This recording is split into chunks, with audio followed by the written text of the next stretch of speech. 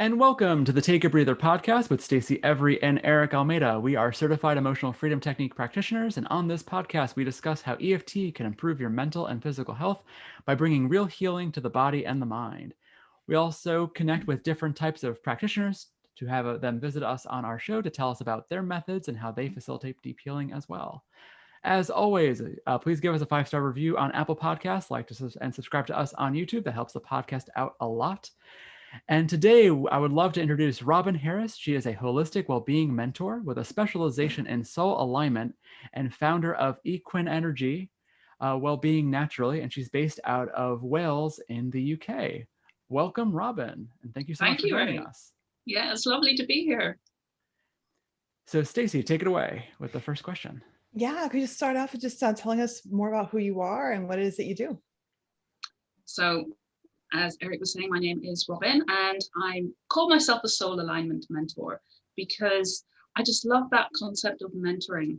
It's something that really resonated for me, but I hadn't thought of calling myself that until I read a quote by Oprah Winfrey, who said that a mentor is somebody who sees the hope inside of yourself, sees the hope inside of you.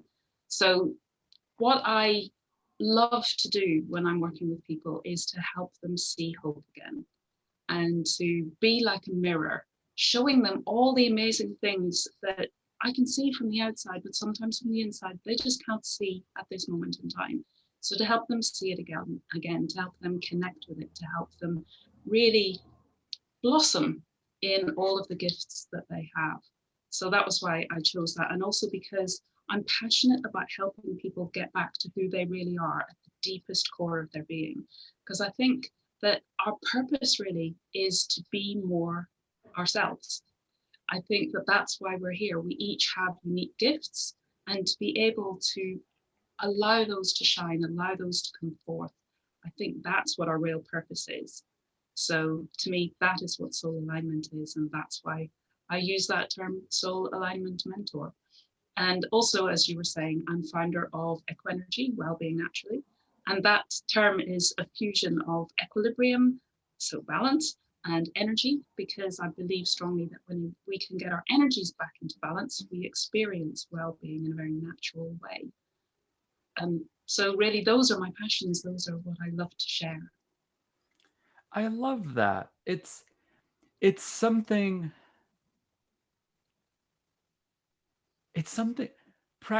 wellness practitioners do not talk enough about hope. It's not a common topic, but you're totally right of being the mirror and seeing the true potential a person has, the true light they have within them, and just helping them kind of just, scrape the gunk that's kind of built up over their own lightness, their own light, and just letting it come out. Yeah, I love that. That's such a, I've never heard it described like that. I haven't either. And I realize it's like a whole different lens to look at working with someone. It shouldn't be a whole new lens. Maybe it's not a whole new lens, but definitely a facet I hadn't considered as far as how you talk to people and how you approach the conversation is going to be different when you're looking for hope rather than, as living in the United States, we're very results oriented. And even the holistic practitioners tend to be all about the, getting results. But having hope is a much gentler, more open emotion sensation to have without, it really doesn't have a particular goal in mind. It's just having hope is the goal. And so you can jump in right away with fostering a sense of hope and carry through that all the way through and have, I don't know, just like see that result. I guess as a result-oriented American, it is nice to think of right away. Let's just find hope, and that's just that one little piece is going to be a huge step forward in how we feel. And my sort of tagline on my business is exploring your wild way to go from striving to thriving. And I'm very much about it's a personal journey. We are all unique, as I was saying, and so the journey is going to be unique. The steps that people take, what they're looking for, where they are now, all of it is unique. And so for me, it's about exploring that with the person, because sometimes we just need that little bit of support along the way, a little hand being held or a light being shone for somebody. And having been in that place where I felt that I just had no hope and no way out, and what was the point? And then finding a way or ways that just turned that around, complete 180 for me, where my life now has joy where I thought I'd never feel joy again, and has hope and has adventure. I love the idea of adventure and curiosity, and I'm always learning, and there is such a lot of point to my life now. And that's what I'd love to give to people as well, when you're feeling that you're pretty much at rock bottom and it's not going to get any better from here, this is just where I am. I hear that so often. To be able to say, no, it can change. It can change completely to where you wouldn't recognize, where you are now to where you will end up. And that along the way as well, we often think that our problems are big and they're complex and they just feel so huge, and it feels like it's going to be such a lot of effort to change things. But it isn't. It's just small changes made consistently. And that because we get to choose those changes and we get to do it our way, it can be fun. It doesn't have to feel like hard work. One of my workshops, my favorite workshops, is called Feel Your Way from Stress into Flow.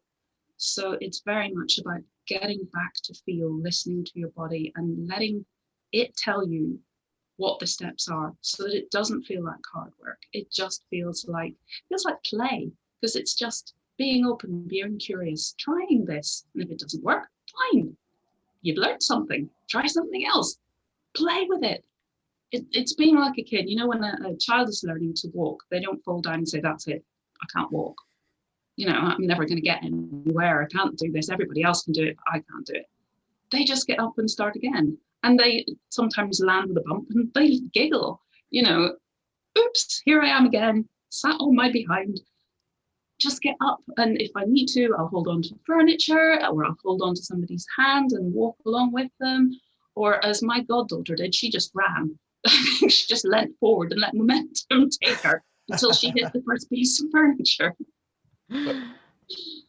So, it's to me, it's being more childlike as well. Just get back to that kind of beginner's mind, openness, curiosity, and self-compassion, and stepping outside of all those guilt and shame feelings that hold us back so much. Yeah, take it away, Stace. No, I'm actually, it's so interesting to me how often I hear people talk about, aligning with our true purpose and aligning with ourselves. And that often goes back to using the body to do it. I find it's really interesting that it's the body practices that helps us, accessing the body wisdom helps us know how to feed our souls. And that's my first interest. I love that. I'm actually just curious about soul alignment. What does that mean to you exactly, to have your soul aligned, and what's the principles behind that idea?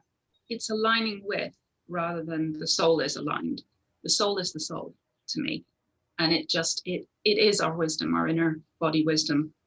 And it's so interesting that the body doesn't really lie. The body just tells us how it is, but it may use a vocabulary that we're not familiar with if we haven't spent a lot of time listening and tuning in and haven't really understood what the messages are saying, or understood in part, but then misinterpreted. A lot can get lost in translation. But the mind can lie. It can tell us all sorts of stories, and it is subject to a lot of conditioning and expectations that we have put upon us by various different people. And also because a lot of that will have come from significant people in our lives, parents, teachers, who we've respected, but they're just giving from what they've received. And it's like Chinese whispers then. It can get quite distorted all the way down along the line. So the mind can tell us stuff that isn't necessarily true, it's not real. Also, just if you think of perception, we can see things and think they are one way, but then discover that that's not the case at all. Or we can look at it from one perspective and it's one way, look at it from another perspective and it looks completely different. So the mind does that sort of thing, whereas the body will just tell us how it is, if we can know how to understand it. So for me, the body tells us what is right for us, what is right for our truest self. And soul alignment for me is coming in line with that. It's listening, learning how to interpret, developing that vocabulary that both myself and my body are using the same language, that we're speaking together, that we're understanding one another, that we're supporting one another. So my choices are supporting my body. My body is telling me what those choices are to be the best ones for me, and coming into alignment with that. And it's the idea that when we are congruent in our thoughts, in our beliefs, in our actions, in what we say, in our choices, in everything, when that's congruent, that it's in alignment and it's all flowing in the same direction. It's not our thoughts are over here and our beliefs are over here and our actions are over here and our words are somewhere else. And then when we don't have that congruency, we don't have integrity. And it's interesting to me that integrity is both a structural word. So you've got structural integrity, but it's also who we are at a deep level. And I think if we don't have that integrity of who we are, we kind of don't feel that we have that integrity of solidity of who we are in ourselves.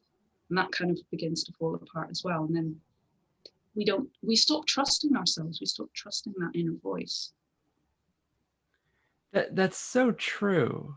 When you drift too far away from your own path, whatever that path is, from who you are as a person, whatever that is, and like you said, you ignore the warning signs of like you're going in the wrong direction, it creates that internal disconnect. And then not only do you end up becoming deaf to your own cues of your own signals again, because you're purposely defying them, it also leads people to feeling like something is profoundly wrong with their life, because honestly there is something profoundly wrong. They've gone way, it's one thing to drift a little bit off of your whatever your center is, but it's another thing if you're way in the weeds away from your center, and all of a sudden it's like, you're assessing your life and you're kind of like, what the hell am I doing? Everything feels wrong. I don't like this person I'm with, or I don't like this job I have, or I don't like where I'm living, or I don't like who I am. Yeah. And unfortunately, in a lot of ways, our choices have brought us to that point. And then I obviously don't make good choices, but we probably made those choices from our conditioning, being told, well, this is the right kind of job for you. This is the kind of person that you should be spending your life with. You should be doing this, you should be doing that. I'm all for taking shoulds and ought tos and musts and have tos out of the vocabulary. And just, I choose to, I get to, I love to, but doing that from our own core. And knowing that the people who told us all those shoulds and have tos and musts and ought tos were probably doing it for the best reasons, but that's there for them. That's their life. It's not necessarily mine. But if I follow them and I follow their path, then it's not going to feel like a good fit because it's theirs, it's not mine. So it's getting back to listening to my own choices and my own direction, my own compass. And then I can start to learn what works for me, because I am making those choices for myself. It's very empowering as well, because we don't feel powerless, that we can't make the choices, or that we get them wrong every time. Absolutely. Yeah, I often wonder if so much of what holds people back, I know, and held me back for a long time was, once you follow a certain path for long enough, you get to be a certain age, right? And you say, oh, I'm in my 40s and I've made all these choices and I believed this was true about life for all this time. And now I'd rather keep going as I am than have to A, admit I was wrong, or B, that my ancestors were wrong, or C, that I have to wildly change my whole life to reflect who I actually am. I think people don't give, people who are on the healing path and who are in fact ready to make that change, to work with you or work with anyone to heal themselves, they don't give themselves enough credit for what an enormous act of courage it is to turn from, to accept what I've done before isn't working, and I'm going to not be angry with myself or be ashamed of myself or angry at my, or maybe still be angry at my parents or whatever. But anyway, despite the anger or the feeling of hurt and betrayal, I'm going to move forward anyway and go ahead and see what happens next, even though it may mean I'm quitting my job or quitting my relationships or moving my house. Or, I mean, and most people I know, in fact, it's what happens is when they do reject that whole package that was implanted in their brain as how things should be, capital S, capital B, everything changes after that. And you have to, and I really encourage anyone to have a mentor or have work with a practitioner like yourself to help with that process, because it's definitely overwhelming. It can be. It is huge. And that's exactly it, that the having to say, I got myself here for, whatever reason, in whatever way, I'm here now. And I don't want to be. I want to be over there. How do I get from here to over there? Oh my goodness, I'm going to have to give up so much of what I've been clinging to. And sometimes I'm clinging very hard because it feels wrong. And I feel like if I don't cling, I'm going to fall, because it's not a good fit. So I'm clinging on to the edge of the precipice.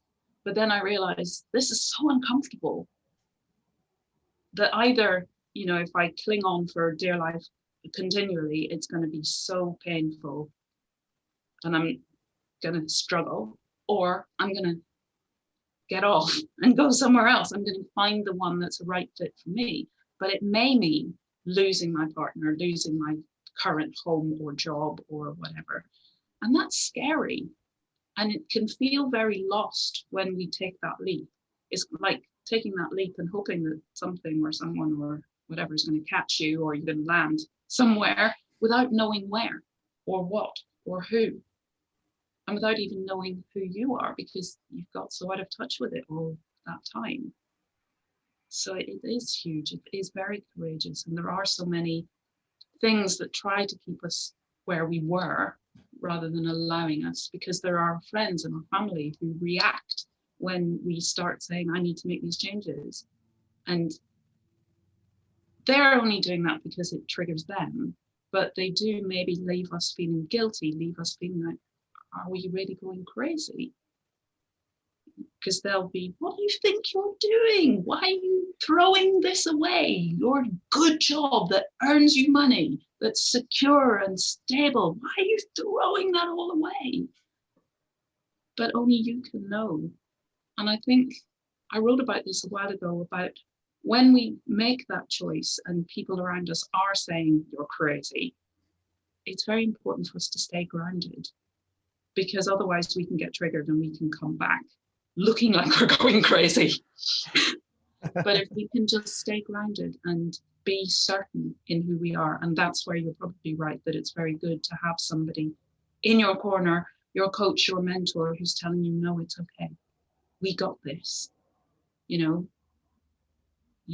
making the choices, you're doing things the right way. Other people will react. That's natural.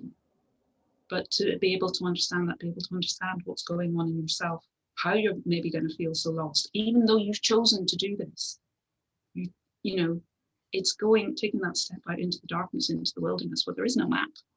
You are your map, but if you haven't got in touch with that yet, it's a leap of blind faith. And another reason why I love that you include hope in all of this, because it's explicitly stated. I realize, I'm not sure I've had lots of great practitioners. I'm not sure that ever was explicitly stated, is there's always hope. And that,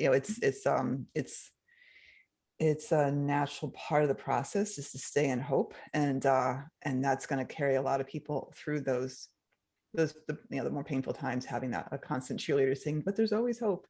It's fabulous to add into all of what you do. And I think over here as well in the UK, we talk a lot about objectives, and things become objective focused. We're going to look at objectives and we're going to look at what you're going to achieve. But I think there's the quote by Maya Angelou who says that success is liking yourself, liking what you do, and liking how you do it. And to me, that's what we need to aim for. That's the best thing, that we're happy and content in ourselves, and everything else then comes into alignment, comes into flow. It's the idea of the secret. If I'm happy and I'm doing what I love and I'm radiating joy and gratitude, I'm just going to attract more of that into my life, because that's the vibration that I'm holding. So my life is going to get better and better and better, because it can't do anything else. And even Einstein said that. So, and he was saying, you know, this is not philosophy, it's physics. It's nothing woo-woo. It's the law of life. It's one of those things that just has to be. If we can hold that vibration, hold it consistently, trust it deeply, and follow our heart, and that's where we're going to end up. We're going to end up happy. We're going to end up enjoying, bringing joy into our life. No, absolutely. And, you know, having that alignment with oneself, you know, brings about this sense of energy and power from within to pursue the life you're wanting to pursue at a pace that you wouldn't be able to pursue something that wasn't calling to you.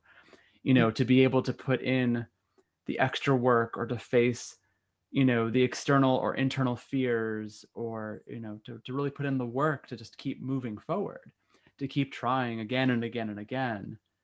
And, you know, because you're answering your calling. And so it's, you know, in a way it stops becoming work, and it just becomes like, this is what I want to be doing. And so, like, you're just continuing to walk and then jog and then sprint down your path, because you're like, I want to keep going in this direction. This is where I want to be. And I think that's another thing about where somebody might be right now, and they're thinking about it being big and it being a challenge and it being full of effort, because that's where they are now. That's what they know. Versus when you're in your alignment and your congruence, it doesn't feel like effort. And it, you know, you're probably putting in maybe more energy, but it's the right kind of energy, and it's feeding you, and it's firing you up, and it's getting you excited, and it's fun. That was what was a big change for me, realizing that I could do things my way and make them fun. I think that's so important. And I think we learn more as well when we're having fun, when it's play. So I always love to see if I can bring that in as well. Even when, and this is another thing that we think sometimes, if I'm in a bad place and I'm feeling really low, I can't have fun. But we are such multi-layered beings that we can still laugh even when we're sad. We can still have moments of brightness even when the world seems dark. So yeah, we can still have fun even when it feels like a challenge, it feels like a struggle just now. But getting into that groove and starting to feel that, yeah, absolutely, it really does just bring everything alive, and you suddenly feel like I'm alive for the first time. I'm not just surviving. Yeah, How often do people, like, I could see where people would do some of your workshops and learn some fairly basic body accessing techniques and body awareness techniques, and figure out pretty quickly that their bodies are not at all happy with what's happening with their jobs or their aspects. Like I could see right away people being like, oh, I'm clearly, yeah, I feel closed off, or I feel stuck, or I feel my body feels bad when I think about X, Y, Z in my life. I could see that happening pretty quick. Do you see that happening once people get any kind of access to their body awareness, that they very quickly are like, oh, look at all these things that aren't really working for me right now? Yeah. And that's another good reason for having a coach or a mentor, because it can suddenly feel like you've opened Pandora's box. And I think when I first started my journey, I worked with a coach, and there was a lot of stuff that she was saying, which in hindsight maybe wasn't the best, but she was saying, you know, you need to change this, you need to change that. And it just seemed huge for me. And actually, I didn't end up leaving my husband or changing my job at that time. What I did was change my perspective, change my perception of them. Because as soon as you change that, the thing changes. The thing you look at changes when you change inside. So for me, you know, these things are in my life for a reason. And they are things that I can learn from. And if there's something about it I don't like, it's probably I don't like myself in that situation. So we don't always have to change the situation. And sometimes, initially we think, oh, that's it. I'm not getting on with my partner, or my job is horrible and I need to leave it. Maybe, but maybe not. So don't be too hasty to jump in that way, but just go within and listen and try some things first. Try changing how you feel.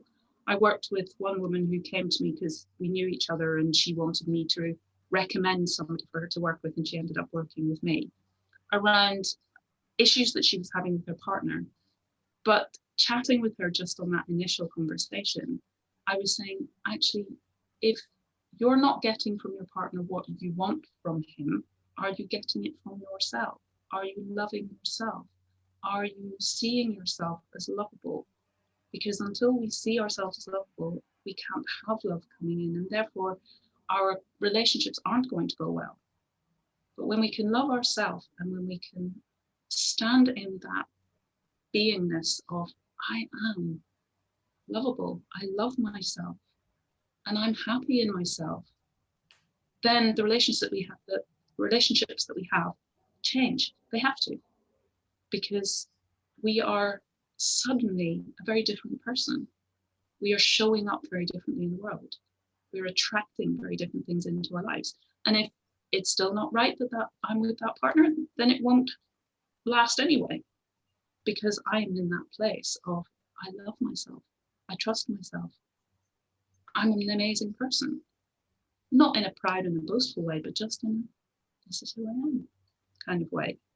And I think that if more people could get to that point, then the world would be such a beautiful place. There wouldn't be the anger and the bitterness, and because all of that, I think, is just the baggage. It's the hurt that's coming out in inappropriate ways, because we've lost the ways to share it in a constructive way.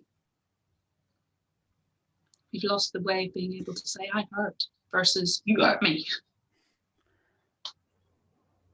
Right. That's right. very accurate. Yeah. Would help a lot with there's so many things. It does feel like that's the fundamental issue is knowing ourselves, and then respecting and loving ourselves. And once that happens, so many issues just go away, as far as blaming others, or knowing how to hold ourselves accountable and not having it crush us, being able to receive criticism, and then just the general cognitive dissonance that seems to be happening all over, with saying one thing and saying you believe one thing and doing something very different, because you don't really quite, the alignment isn't there, like you're talking about. I love that I was reading up and how you kind of the framework you use, that your 4 pillars of alignment, I think it is, right? And you mentioned wild pillars. Yes, and you mentioned we already talked about you trusting your intuition and loving yourself as you are. You mentioned embracing your wild side. What's that mean to you? What's that mean for us, do you think? So wild, those are my pillars, WILD. Embracing wonder, which is kind of that idea of gratitude. But for me, because a lot of my work is based around nature, and how much I've learned from nature, and how much nature gives to us and feeds us. And so wild is kind of part of nature. And wild, to me, it's not the crazy, chaotic way that we often use that word, but it's the trueness of who we are. When we live in a wild environment, that we just can really be who we are. As an apple tree just grows apples. It doesn't try to grow pears, and doesn't beat itself up for not growing pears. It just grows apples. It just is true to itself at its core, as all plants are. They just grow with what they've got in their environment. They just be themselves. So it's about doing that. But the 4 pillars are embracing our sense of wonder, which is our sense of gratitude. To me, when you just look at a sunset or something, you're just lost for words. You get totally zoned into that moment, and everything else just disappears. Even if it's only for the briefest moment, it's still just wow, that we can still feel that, because we get quite cynical and jaded as we go through life sometimes, but to be able just to, it's so amazing. You know, if it's looking at a butterfly's wings or at a flower or whatever, even here, living here, we have quite extremes of weather. So sometimes just, wow, look at that wind. It's incredible. So that's the W. I is intuition, really tuning in and listening to ourselves at our core. L is love yourself as you are. And D is dance, learning how to dance. Because I see life like a dance, because we might move forward and then we move off to the side and then we maybe feel like we're moving backwards. But if you think of it as a dance, it doesn't matter what direction you're going in. And if you can then just go with the flow, and it becomes a way of expression and an art form. And as well, when I'm working with clients, it's kind of that moving with, you know, forwards and backwards, and that ebb and that flow and all of those things. So yeah, those are my wild pillars. And again, because they connect in with nature as well, just using that word wild. It's actually something that popped into my head about, I've noticed for a while now that there really aren't any metaphors. There's just repeating patterns.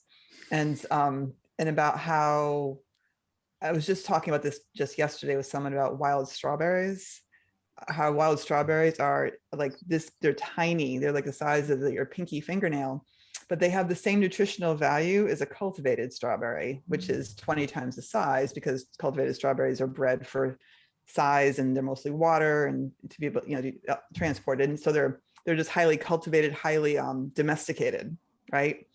And anything that grows in a monoculture tends to be less, doesn't thrive as well, has less nutritional value, and we in fact are highly domesticated ourselves. Mm-hmm. And you know, culturally, our monoculture is our culture. Our culture is our culture tends to be a monoculture. It's very, you know, prescribed, constrained. So introducing that concept of being wild again, I love that as a way to reintroduce to something beyond what it's just making the system more complex and creating more connections beyond what we think are useful or appropriate, to just be opened up to more connections. And then, so of course, nature being one of those things to connect to, something that's in fact not tamed or cultivated or put into neat little rows with specific chemicals sprayed on them to make it do a certain thing that we think is best. So I'm curious how you, go ahead, what are you gonna say? Yeah, we think we know better than nature. And you were talking about cultivated. And we cultivate for various different reasons, but we lose a lot when we do that. We maybe lose the concentration of all that goodness in that strawberry, or we lose some disease resistance.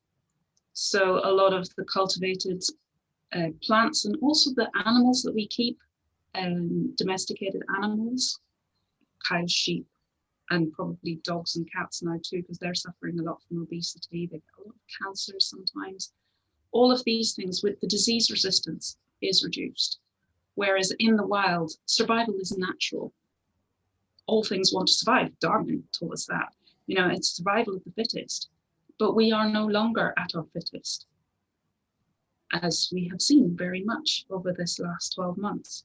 So when we can get back to that wild, get back to the untamed, get back to listening to what our body needs, because a lot of what I do is looking at why we get sick in the way that we do and at the time that we do, what has triggered it. And when we can listen to our bodies and understand that, there's a lot of information in the symptoms that we might be experiencing that will then help us to come back to well-being, actually. So do you work with people then who have chronic illness as well? I do, yeah.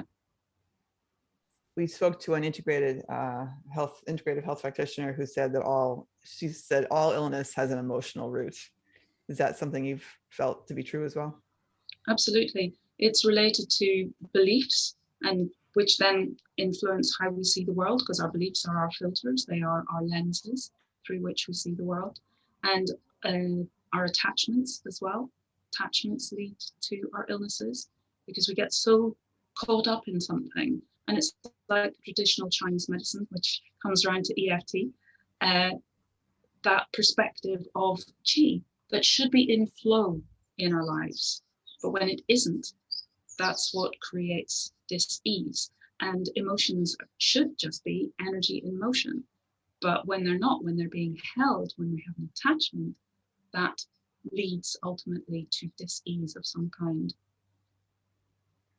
No, that's go ahead, Stacy. No, I haven't heard what you had to say. I can ask a question. No, I was just going to comment about, on the mental health side, going with what Robyn just said, if you get tethered to something, if an emotion is not allowed to flow freely and you get tethered to it, that it keeps you trapped there, and then you succumb to, to depression or to anxiety or to like a limiting belief that then starts to skew everything in your life. And then the same people in your life, the same actions you've been performing, like you were performing before me, everything was good. The lens has now been changed, and all of a sudden, like the colors of the world change, your perceptions of the world change, and all of a sudden you can just be dreading a situation that you're in that was no different than maybe a month ago. But then like your everything has just completely gone out of whack because you're not letting whatever needs to flow through you, the chi, the emotion, the energy, whatever you want to call it, you're not letting it process, you're not letting it out. We see it so often with grief, and things like that, where people sometimes don't let themselves feel the grief because they're scared of it. It's an intense emotion. But that, and unfortunately, we're in a society that doesn't really respect how we feel when we're in grief. There is very little, death is still a big taboo. I belong to a movement called the Death Cafe over here. I go to Death Cafe meetings where you can talk about death. It's an opportunity to... I've heard of it, yes. Yeah, you have it in the States, because when everybody went into lockdown and the world went on to Zoom, we had members from the States join us, which was fascinating, because then, and also lots of other countries as well, then you get different perspectives on death because it's a cultural thing. Different countries have different perspectives. But so for me, it's like Abraham Hicks says, a belief is just a thought you keep thinking. And we create beliefs sometimes at the moment of a trauma or a stress. That's a belief that is necessary in that moment, and it will serve us for that moment. It will help us to survive if it's successful. But because of that, we sometimes, if we haven't processed the emotion, we stick with that belief. And I must keep believing that because it got me through and it helped me survive, and that's my survival. And then it just, it starts to be an attachment. And it's, if we get stuck to something, the world is moving on and we're not. And then it did serve us in that moment, like you were saying, Eric, that suddenly things have moved on and I'm still doing this thing this way. And it got me through, but now it's just feeling uncomfortable. And, I'm sort of being pulled on because the world is moving on and there's a part of me that's being held back. And yeah, it's not a comfortable place to be. And seems to specifically cause illness for a lot of people. Yes. When you stay in that place for long enough. I just had this moment of, I was also, there's the hero's journey that Joseph Campbell talks about with the steps of the hero's journey, and getting sick is kind of a call to adventure. It's the call to change. It's the call to go on a journey. And if you're either you stay stuck and keep getting sicker, or you move into the discovering, healing yourself. And it's one of the painful failures to me of Western medicine is that they don't pay any attention to the emotional piece at all, or even the root cause at all. It's all about symptom management, when in fact it's this incredible spiritual and emotional expansion opportunity and growth opportunity to go on the journey of, why am I sick? What do I actually need to be better? And how much of it is about my beliefs or my perceptions of myself, or how I see myself in the world, or things I've been blocking, or any number of things that could be causing the illness. And Gabor Mate wrote a great book, When the Body Says No, that talks about that exactly. Oh, I love his work. Yes, sorry. Yeah, amazing, isn't he? And there's He also the is. book, The Body Keeps the Score. There's lots of books out there that talk about this sort of thing. And I completely agree that it is an invitation to an adventure. It's an invitation to learn more about ourselves, because what the emotions that we haven't processed are learning opportunities. So when we can take them out and explore them, and exploring them gently and with great self-awareness, great self-compassion, great forgiveness for ourselves, when we can explore them in that way so that we can let go of them, we can allow them to process, we grow because we learn about the resources that we have, and we learn about the strengths that we had, really. It's like Brene Brown talking about vulnerability is actually a strength. So it's not something to be afraid of. We've been taught to fear it, but it doesn't need to be. And so life can actually be so much better. Absolutely. No, I think that's why the single most important lesson I learned on my own journey with, starting off in a place of illness and, low self-esteem, or just not knowing who I was the discovery that it wasn't my fault and there was no blame involved. It was just, this is what happened, and there's really no reason to blame anybody. And no one is, because often the journey starts with, I must have done something wrong. Like, I'm miserable right now, it must be my fault. And discovering that, no, it's not, there's no need to go down that route. And it's such a relief to discover, because in fact, when you first start the therapies or whatever, you're doing, there's that, the fear of having to deal with more self-flagellation about what's been happening, and discovering, oh, it's the opposite. Actually, this was me surviving a difficult experience in the best way I knew how, and I did. And I don't have to. There's no need for self-flagellation. I can just marvel at my own resilience, actually, and then move forward from there. Yeah, and celebrate how amazing you actually are, that you've come this far, that you've held that as well, because inside you're holding that, ready for the time when you can look at it and process it and grow. How amazing is that? How amazing am I that I held this all that time? I got through carrying this, ready for the time when I could address it. Wow. Yes, absolutely. How do you mention nature and animals? I was curious about how you see connecting to nature as a part of your work. To me, there is no distinction. Animals, humans, the planet, it's all interconnected and interdependent. So if there is dis-ease in any part of any one of them, then no other one within that system can be at its optimum. Because if the animals are sick, we are not well. If the planet isn't well, we are not well. If we are not well, they are not well. So for me, it's all about just supporting well-being in the whole.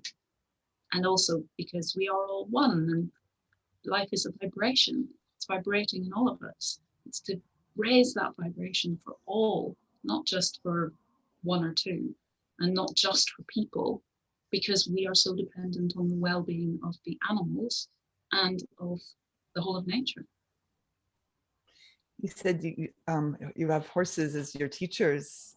Yeah. I have other people in my life who I know who are just speak of horses, or relationship with horses, which has such reverence. And it seems like an element of mysticism almost in the human horse relationship. I'd love to hear your perspective on all of that.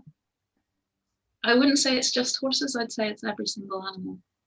Every single animal on this planet has its own perspective, has its own role, and they all are part of this whole vibration. If any one of them goes, the vibration is thrown and has to find a new balance. And each one, in the role that it plays, has a lot to teach us. I've got a friend, she's absolutely amazing. She's an artist and she's an animal communicator, and the work that she does, the art that she creates, is co-created with the animal, with their energy. But she wrote a book, gosh, it must be about 3 years ago now, about what each species brings to the planet. She called it the purpose of species. And so it's all about what bees offer, what elephants offer, what horses offer. And coming back to horses, they are such powerful beings.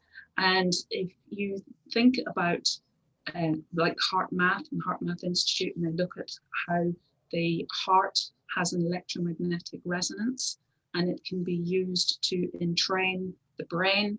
If we can get our heart still, the brain will still. People around us will come into that stillness as well. And our hearts give off more electromagnetic activity than our brains do. If you think of all that's going on up there, but the heart does more. And they can measure the field around a human being, but a horse's is 10 times that. So a horse isn't 10 times the size of a human, but their field is about 10 times the size. So if you think about what it must be like then just to spend time in the energy of a horse. They are very grounded beings.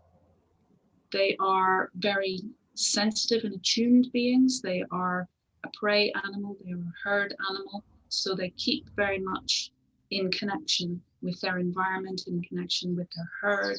That's their survival. And they're very, very sensitive. Their eyes, their ears, their whiskers, their feet, everything picks up what's going on around. They're constantly just in tune with everything. So that's what they offer us. They offer us that wonderful, powerful, but held gracefully, attuned and connected, and really present in the moment. That explains a lot. Yeah. And that's so accurate because, you know, us being in Western Massachusetts, we're finally, you know, winter, hopefully knock on wood, knock, knock, is done for this season. And so, you know, I've been trying to go for walks again, like I usually would. And down one of the streets that I walk down, you know, is there's 2 horses there, and they've been there almost all the time now. And every time I'd walk down there, there is this just like, it's gonna sound weird, but like this friendliness. It's almost like I say hello to, like I literally say hello out loud, like, hey horsey, and they both look at me and they're just kind of like, oh, it's you again. And sometimes they'll walk over and sometimes they'll just keep doing what they're doing. But it's that I hear what you're saying, where like there's this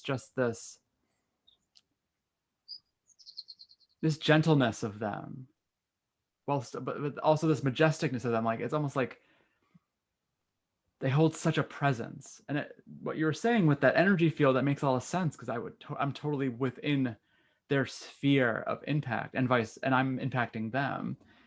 And so it's something super unique about horses in particular, because like, you know, we have found a way to, it's something I've always found very strange, humans' relationship with horses, because realistically a horse could kick our butt. We're pretty pitiful compared to a horse in a lot of capacity, but they're willing to cooperate with us anyway. That is their way of being. And that's something that they teach us, how to cooperate. So talking before about saying I hurt rather than you hurt me, the whole idea of non-violent communication. And horses do that. If they can, they will avoid fights, as will most animals, because it's not energy efficient. It's not good survival. If I fight and get injured, I could die.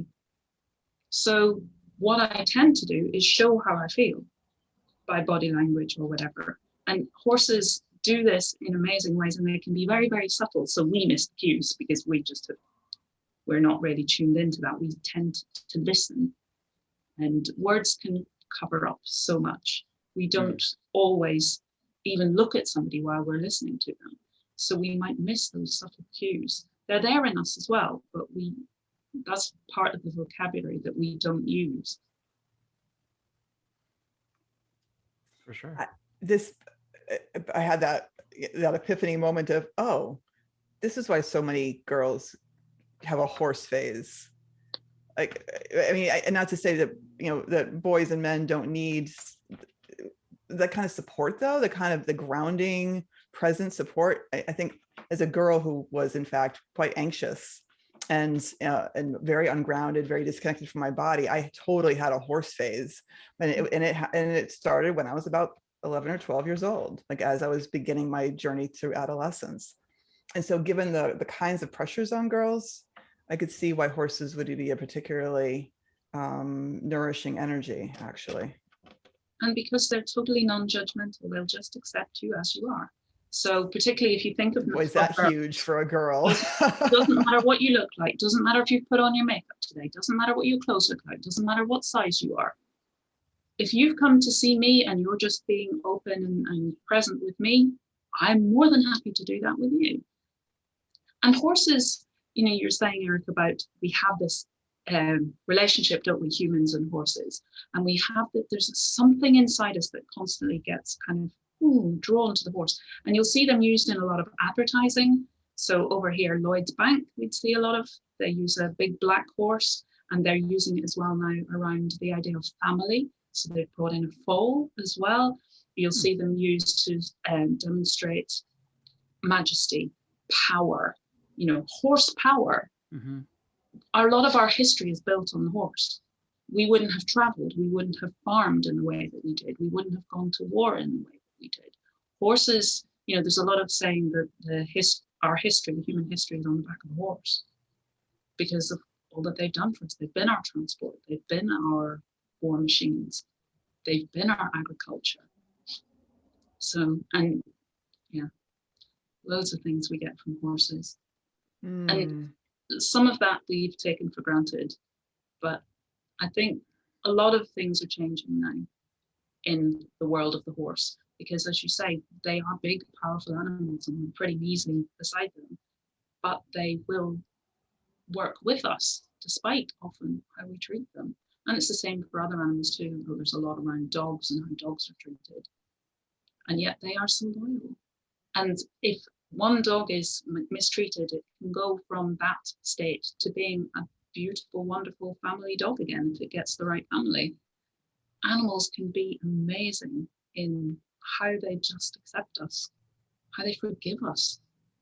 It might not have been me that beat the dog, but if the dog is still prepared to be open, whereas humans just go, no, I was bitten by one dog, that's it. Dogs are scary. But animals can be so forgiving. And a lot of that, I think, is because they do tend to process their stuff. Yeah, I don't see animals lying to themselves the way humans lie to themselves. It's the blessing and the curse of having an intellect is we can use it to override our emotions. We can use it to override our instincts. It allows us to do great things like what we're doing now, talking through, from across the world and things like that. But then when it comes to being in tune with who we are and the kind of people we're supposed to be, we can erase that very easily, unfortunately. And sometimes depending on the experiences we've had in life, we're taught to erase that. Like, I don't know if this is the same in the UK, but it's still relatively common here in the States, of the whole like finishing your plate when you're a little kid, like eat all your food. And that teaches children at a very young age to ignore what their body is saying of I'm full, and focusing on, well, my plate needs to be empty, even if that makes me nauseous or sick or something like that. And it's like that's such an early way of just ignoring an internal signal of just, instead of it just being like, well, when you feel full, stop eating and we'll put this in a Tupperware and you'll just eat it later when you're hungry again. If that's 10 minutes from now, that's fine. But then, yeah. And also ignoring what your body likes and dislikes. I remember being told that I must eat peanut butter when I was a child because that was what was available. Mm-hmm. We were visiting a friend's house and no, just, you should eat peanut butter. It's good for you. Eat it. But I don't like it. Doesn't matter. Eat it. And our bodies can really know when we tune in what they need. So maybe today I need this particular food. And you'll know that, eat the rainbow, because each different color has different nutrients in it. So if today I'm drawn to green veg, I should eat green veg because my body's probably telling me that it needs green veg. And things like when pregnant women get cravings, or when anybody gets cravings, if you have a craving for cheese, it means one thing. If you have a craving for chocolate, it means something else. So listening to those things as well, maybe not stuffing our face with cheese or chocolate, but being interested and curious as to why, and what is that my body's lacking something, or am I eating because it's a comfort thing for me, because it takes me back to childhood. There's so many different things around food. Food for us has become so much more than just for nourishment. So there's lots of things to explore. And that's so accurate, because even I've heard of situations where people were allowed to eat whatever they wanted. So they would go down the rabbit hole of the junk food and the cake and stuff like that.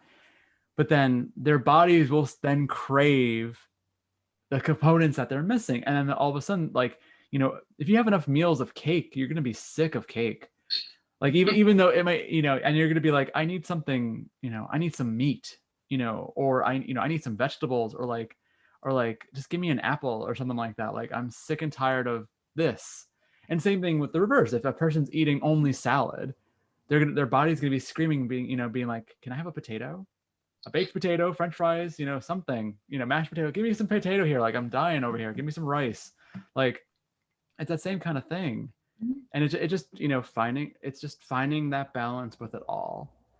And, not critiquing oneself, not shaming oneself, but then, still being able to embrace and then finding that balance. Yeah, like you were saying, if you're craving the greens, eat the spinach, eat the salad. If you're craving red, maybe, get some tomato into your diet or something like that, or mango if you would rather go down that route. Yeah, we have so much natural intuition that a lot of Western cultures don't value as something useful. When in actuality, there's so much guidance and wisdom there. Why would we abandon it? Stacy and I talk a lot when we describe the efficiency and the effectiveness of what EFT does. We reference the fight, and freeze response. And it's like, we all still utilize that innate ability that we have for us to have those reactions for self-protection, for survival. And so, like, that is an intuition to sense danger, to you're outside in the dark of night, and you sense something is up. You sense something, like, that's like, when someone's staring at you. Like, you do, yeah. And you can go into a room and know, ooh, there's an atmosphere in here. Yeah. So we have so much, whether you want to call it kind of a sixth sense, we have lots of senses that we don't use to their full capacity. Absolutely. Like, I'm not a parent, so I have a particular memory of this being on the kids' side. I remember, I think I was sick or something like that, and I got up in the middle of the night and I went into my parents' room to tell my mom that I wasn't feeling well. And so I just stood there and I just looked at her. I didn't touch her. I didn't wake her up, which was weird. But then she just woke up within a moment or two, and she was like, "What's wrong?" And I'm like, "I don't feel good." And then she got up and she helped me. And she was dead asleep, and somehow she just sensed, like, so have you experienced that, Stacy? Oh, with my kids? Yeah, absolutely. Yeah, yes. And it was particularly true when I was nursing my kids. Then the tiniest stir and my body would pop right awake. It actually faded a bit when the nursing was over. It faded a little bit, so that was great. So then my husband could go take care of it instead. But but even later, just being super attuned to your kid, absolutely. Because which makes a lot of sense. There's a lot of interesting, like, even scientific evidence that we carry the stem cells of our children in our body our whole lives. We have an actual physical connection to them until the day we die, and that I'm sure helps foster the intuitive connection as well. there's so much that we're only just beginning to understand, isn't there? Absolutely. When it comes to like tuning in, is there like a practice or two that you teach to your clients about? Because we talk a lot about, oh, just tune in and you let your intuition guide you. And I can see a lot of people listening saying, but how do I do that? Yeah. Where do I even start? What does that even mean? How do I even start? Do you have any like simple practices you start off right away with people to help them start to reconnect to their own bodies and listen to their what their body is saying? Yeah, I use a body scan quite often. So just working down through your body and listening to how it feels and not labeling. So trying not to judge, not to say, oh, that feels bad or that feels good, but just to think, oh, okay, that feels a little bit tight, or I can really feel that part of me today. That's strange because normally it's not something I'm consciously aware of. All of these sorts of things. And journaling as well. So write about what you feel. If your back is feeling stiff, I wonder what's going on. And somatic journaling, where you actually ask the part of your body and then just let it flow, whatever comes. Because sometimes, you start off journaling, I don't know what to write, I don't know what to say. And just even that, just making that start, putting the pen to the paper so the paper doesn't look like a big white sheet that's blank and it's very intimidating. But just start writing some words down, and it can be amazing what comes out. Because I remember when I was doing journaling on a very regular basis, thinking sometimes, oh, I have nothing to write today, but I want to do this. I've committed to this practice, maybe doing the 21 days to create my habit.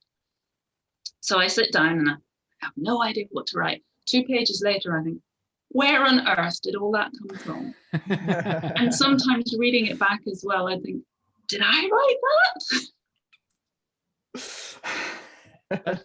That's so true. That's so true. And even just what you just said now of just asking that body part, whatever is bringing its attention to you. For some people, they may be like, oh, that sounds like kooky woo, blah blah blah, but it does really work if you like, because you're allowing the awareness to come to the surface. So for the so if you're if your shoulders are tense, taking a moment and be like, shoulders, why are you so tense? And at least with myself, having done that more often, more in recent years compared to the past, sometimes you get an answer like that. Sometimes it's just like, I've said this to Stacy a bunch of times, I think more off camera than on, of like, I have this thing where my eye will twitch, and I know that my eye twitching is a signal that my body is saying to me. It's almost like a warning signal of like, hey, like something's up. Usually it's slow down. It's like calm down, like something's up, that you're ignoring something. And a lot of times when I take that time to really focus on it and be like, what's going on, eye, like, why are you twitching? Sometimes the thought will pop right in my head. It's like, you really need to eat, or like, you really should, like, you need to take a break. Like you're working too hard. And so I'll just be like, oh, okay, I guess I should. So, and then all of a sudden it'll stop twitching because I'm listening to what my body is saying, that kind of thing. And so like with me personally, the extreme version of that is what really forced me onto more of my healing journey, was having a panic attack. It was my body's way of truly rebelling and being like, you are ignoring the crap out of us way too long, so we're going to give you no choice but to listen to us and take away your agency temporarily. And we don't have to let it go that far. We trust it's listening to the butterflies or the eye twitch or the tension, or any of it. Absolutely. And that's what I mean by developing a vocabulary, so that when my eye twitches or my shoulders are up around my ear somewhere, or I start to feel funny in whatever way it is, start to be really conscious that something's going on, that's my body saying, hey. And it's saying, this isn't working right now, we need to make a change. That's all it is. But the more we listen, the more we get to know that vocabulary, the earlier and earlier and earlier we can catch it. So that the body doesn't have to go into the screaming shouting, nearly grabbing us by the lapels and going, will you listen? Throwing a panic attack. Or quite often happens, people's back will go. They can't get up out of bed in the morning. Backs are really around support and structure and standing tall. But if we're not feeling that we can do that, we're feeling that we're under a lot of pressure, we're feeling unsupported, that can cause that sort of thing to happen, where we're pushing on, and then suddenly, for no reason, out of the blue, my back's gone and I can't move, because the body's saying, you know, you're not going to move. I'm going to make you stop, and I'm going to make you rest, and hopefully I'm going to encourage you to start looking at what's going on and addressing it, because then we can really go places. No, it's so true. Even with I've heard so many instances of two people, going with the back again, two people having the same kind of like disc protrusion in their back, and then one person, if it wasn't for the doctor saying something, would have no idea anything was wrong. They're living their life perfectly fine, no issues at all, and then the other person could be in crippling pain. And it's that same kind of thing of like, you know, even if the structure may have the same abnormality to it, the way a person is perceiving what's going on in their life can dramatically impact how they're reacting to it. And actually, Stacy, you might be able to comment more on that as a massage therapist, but like, have you come across that with some of your clients, that sometimes they might have something structurally off, but doesn't affect them at all? Oh, absolutely. That happens over and over again. And also what could happen too is the way the body works is there's an area that's constricted, but they feel the pain somewhere else. And I think that's probably, I guess it's really the metaphor for the whole thing we're talking about, is that, the constriction is, some burden we feel we're carrying from our childhood, and it's manifesting as migraine headaches. It's the same thing with the body. Like I broke my hip 5 years ago, and now I have shoulder pain. And the body's still traumatized from the break, but the pain is manifesting in the shoulder for whatever reason. So that's in fact a really common phenomenon. Or in fact, there's something, I have one client who broke her hip, and she never had any pain in the hip ever. But so whatever reason. Even from the break? Yes. That's intense. I know. It's interesting how we perceive things, but she's got other stuff going on. That's it could be any number of reasons why she's not feeling the pain. She has lots of other painful things in her life, and that's the other thing too, is the body tends to prioritize its pain, and it definitely the thing that's the most I assume the most probably overwhelming or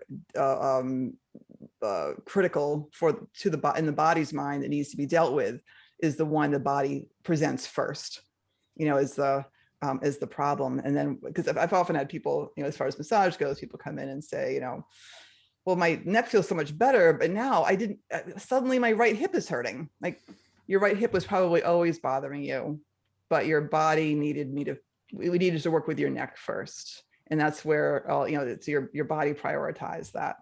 I think that's true. Also, people get frustrated with the inner work too, where they're like, I have this huge issue in my life, and I think I've resolved it, but now I feel awful about this other thing. What's going on? Like, the first thing it's the layers. You have to go through the layers, and there's going to be stuff under there that also needs to be dealt with. It doesn't mean you haven't healed at all. It just means you have the next thing in the list. It was always there, but your body didn't bother you about it because this thing on top was the most critical thing to deal with first. Awesome. Yeah. So where can people find you, Robyn, if they want to work with you or learn more about you? My website is probably the easiest. So that's www.equenergy, EQUENERGY.com. I'm also on Facebook and LinkedIn and Instagram and Pinterest, again as Equenergy. So probably and if you Google me, I'll come up on Google, just again using Equenergy. Great. Do you have any final thoughts that you'd like to share with us? Any final words of wisdom?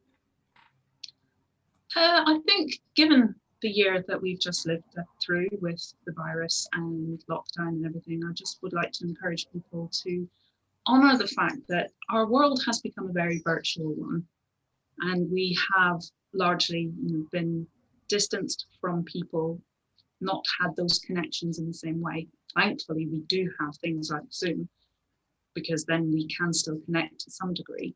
But just to remember that this is exhausting, and we are all feeling quite depleted, certainly in the Northern Hemisphere, because we've just come through winter, as well as coronavirus, as well as all the stresses, as well as being zoomed out and exhausted.